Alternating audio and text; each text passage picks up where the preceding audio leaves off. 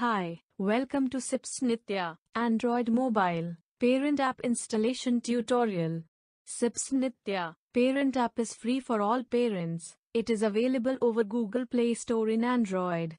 If you don't have Android, the same web app available over parents.sipsnitya.com. Please note the following before you begin the installation. Ensure you obtained the portal code from the institution. Ensure your mobile number, which is registered with the institution, is active number, in which you receive alerts and notifications from the institution. Because OTP one-time password during registration process will be delivered over SMS. Now, let us start the installation. Open Play Store in your Android device. Search for Sipsnitya. Choose P Sipsnitya, P for parents. Click on install. Wait for few minutes, it will download and install.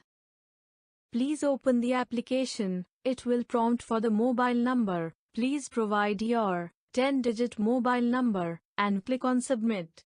Now you have to enter the portal code which you obtained from the institution. Click on submit and proceed. If you find any errors, please be in touch with your institution or reach our call center. Click on register. For the first time, provide your mobile number available with institution and finish the registration process. OTP will be received over SMS to your registered mobile number. Please use the same, activate, and use the application.